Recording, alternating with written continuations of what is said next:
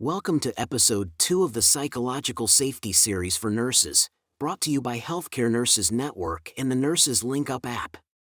This 10-part series is designed to help nurses, leaders, and healthcare teams create environments where trust, communication, and collaboration thrive.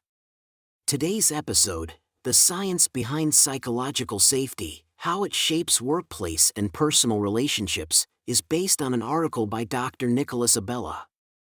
This discussion explores the research behind psychological safety and why some workplaces and relationships thrive while others struggle due to fear and silence. Psychological safety is not just about being supportive.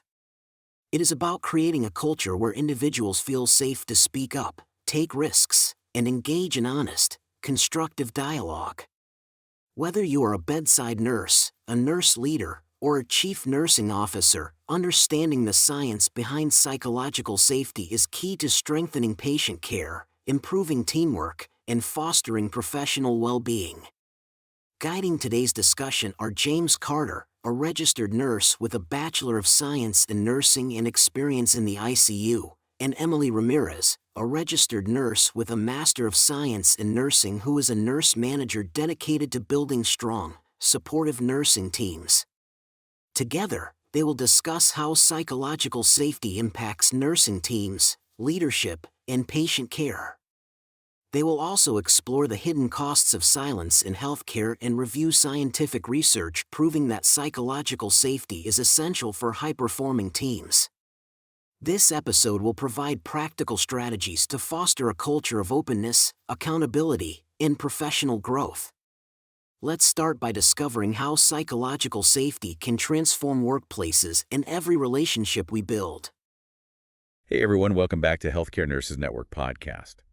We're all about giving you the tools and the knowledge to truly thrive as a nurse in every aspect of your life. Absolutely. And today we're going to be diving deep into a topic that is so crucial, not just for your own well-being, but for the well-being of your patients and your entire team. That's right. We're talking about psychological safety. Yeah. And, you might hear that term and think, oh, this is just about, feeling good and being happy at work. But trust me, it goes so much deeper than that. Oh, yeah, it really does. This can directly impact patient outcomes. It can reduce medical errors and create those strong, cohesive teams that we all want to be a part of. Sometimes I think people hear psychological safety and they think, oh, we're just going to sit around and sing Kumbaya, and it's not that at all. It's not about avoiding conflict, right? No, not at all. In fact, sometimes it's about leaning into the conflict in a way that is healthy and productive. Think about it. What if you're a nurse at the bedside and you see a colleague? Maybe they're about to skip a really important safety step.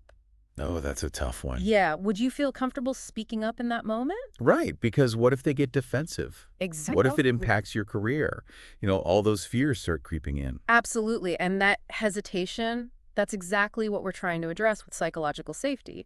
We want to create a culture where people feel empowered to speak up, to share their concerns without fear of negative consequences. And it's amazing because there's actual science behind all of this. Oh, yeah, there's tons of research. It's not just like a feel-good concept. No, not at all. Google did this fascinating study a few years back called Project Aristotle. I've heard of that. And they looked at hundreds of teams trying to figure out what made some teams so much more effective than others. And guess what they found? What's that? The number one factor. The number one? The number one factor in high-performing teams was psychological safety. Wow. Not experience, not raw talent. It was psychological safety. That's huge. It is huge. So let's bring this into the world of healthcare. Yeah. When nurses feel safe to speak up, we see fewer errors, we see better patient outcomes, we see more satisfied nurses. Right, because they feel heard. Exactly. They feel respected, they feel valued, and in those high-stress situations that we face every single day, as nurses, teams that have that foundation of psychological safety, they're just going to work together better. They're going to communicate more effectively, and that leads to better care for everyone. This is all making so much sense. But, it's one thing to talk about. It's another to actually make it happen. So how do we actually build this psychological safety in our workplaces? Yeah, that's the million-dollar question, and that's where the care framework comes in. It's a really practical tool with actionable steps, and I think it's something that every nurse at every level can start using right away. Okay, I love that care. Just like it sounds easy to remember. Exactly. So where do we start? Well, let's start with the C. which stands for Create an Environment of Trust and Transparency. And this really starts with leadership. Imagine a nurse manager who truly encourages questions not just from other leaders, but from everyone on the team. Right, leading by example. Exactly. They admit when they make mistakes, they're open to feedback. They create that space where it's okay to not know everything and to ask for help. And that sets the tone for the whole unit. It really does. It creates that ripple effect. Okay, so C, create that environment. What about A?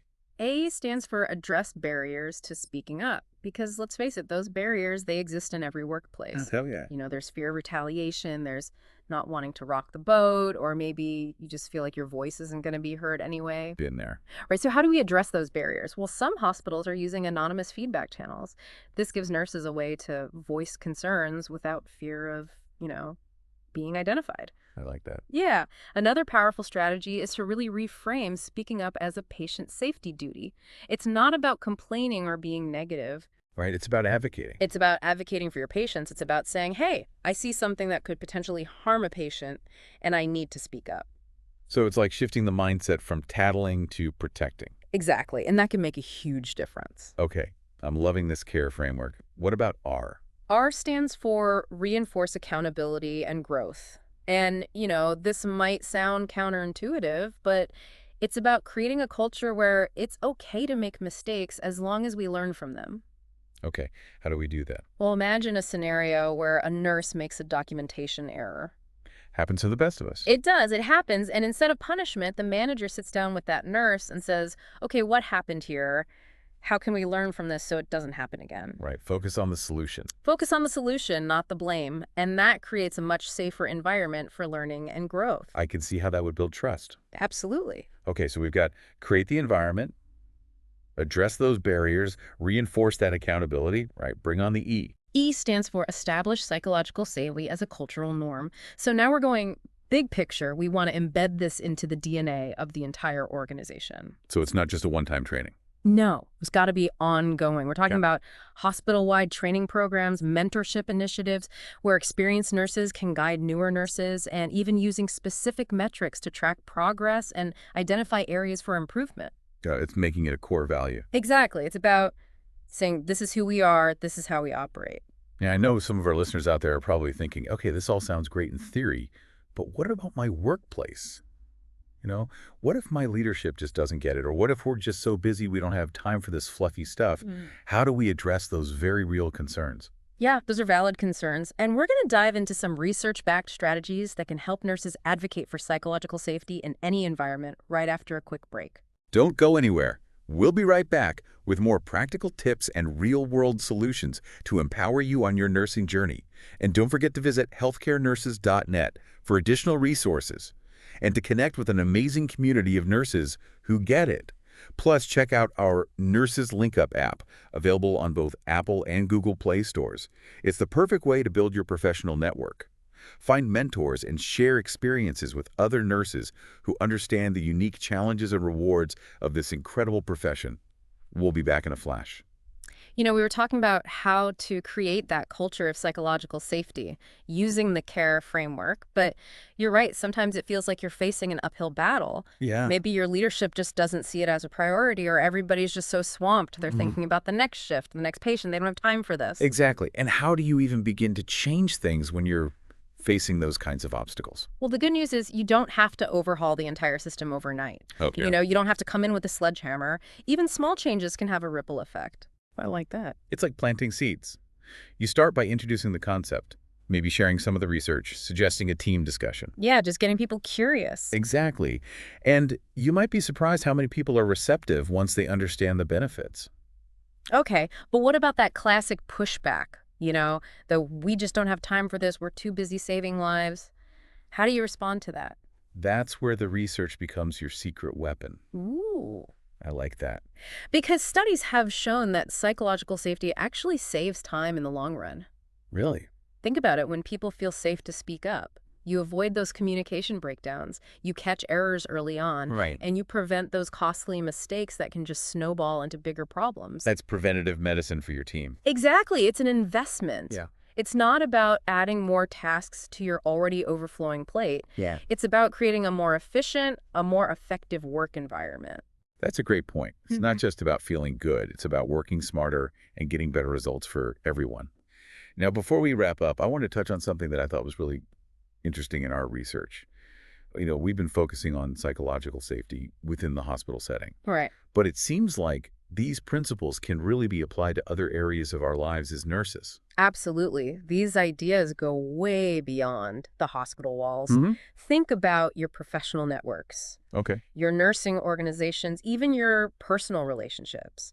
Do you feel safe to express your opinions in those spaces, Hmm. to disagree respectfully, Right. to be vulnerable, to share your struggles? It's like taking those tools with us wherever we go. Exactly. It all comes back to creating those spaces where people feel respected, heard, and valued, where they can show up authentically and contribute their best without that fear of judgment. That's powerful stuff no matter where you are. It really is. So, as we start to wrap up this deep dive, I feel like we've only just scratched the surface, but it's given me so much to think about. What would you say is one key takeaway that our listeners can implement this week? I would say pick one element of that care framework and make a conscious effort to put it into practice. Okay. Maybe it's having an open and honest conversation with your team about creating that safer space to speak up, or maybe it's modeling that vulnerability by admitting a mistake and showing that it's okay to learn and grow from those experiences. Love that. Choose one thing and commit to it. What else can our listeners do to keep this momentum going? Talk about it. Yeah. Share what you've learned with a colleague, a friend, a leader. Start a conversation about psychological safety and why it matters. You might be surprised how many people are hungry for this kind of change, and of course, there are tons of great resources available online. Absolutely. Check out healthcarenurses.net for articles, guides, even templates to help you build psychological safety in your workplace. And while you're thinking about connecting with other nurses, don't forget about our Nurses Link Up app. Oh yeah, it's a fantastic way to build your professional network, find mentors, share experiences with other nurses who get it.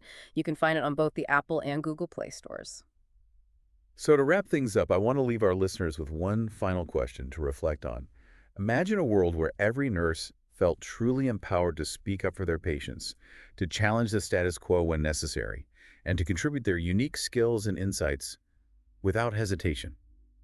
What kind of impact could we have on healthcare if every nurse felt empowered like that? That's the future. We're working towards a future where psychological safety isn't just a buzzword, but a reality in every hospital, every unit, every interaction. And it starts with us. It starts with each of us taking those small steps, having those brave conversations, and creating that ripple effect of positive change, speaking up, setting clear expectations, building those systems that encourage open communication, learning from our mistakes, supporting each other, lifting each other up, and creating that culture where everyone feels safe to be their best selves. Thank you so much for joining us for this incredible deep dive into psychological safety. I hope you've gained some valuable insights and practical tools to make a difference in your own nursing journey. And remember, you're not alone in this pick. Connect with your colleagues, reach out to mentors, and tap into those resources on healthcarenurses.net and our Nurses Link Up app. They're there to support you every step of the way. Together, we can create a healthcare system where every nurse feels valued, respected, and empowered to provide the best possible care. Thank you for listening to the Healthcare Nurses Network podcast. What kind of impact did we have on healthcare if every nurse felt empowered like that? That's the future we're working towards, a future where psychological safety isn't just a buzzword, it's a reality Yeah. in every hospital, every unit, every interaction. And it starts with us, Right. with each of us, taking those small steps, having those brave conversations, Absolutely. and creating that ripple effect of positive change. It's about speaking up. It's about setting clear expectations. It's about building those systems that encourage that open communication, learning from mistakes, supporting each other, lifting each other up, and creating a culture where everyone feels safe to be their best selves. I love that. And that brings us to the end of our deep dive into psychological safety. Thank you so much for joining us. It's been a pleasure. I hope you've gained some valuable insights, some practical tools that you can take with you to make a difference in your own nursing journey. And remember, you're not alone in this. Absolutely not. Connect with your colleagues, reach out to mentors, Yeah. tap into those amazing resources on healthcarenurses.net Yeah. and our Nurses Link Up app. It's a great community. They're there to support you every step of the way. Together, we can create a healthcare system where every nurse feels valued, respected, and empowered to provide the best possible care. Thank you for listening to the Healthcare Nurses Network podcast.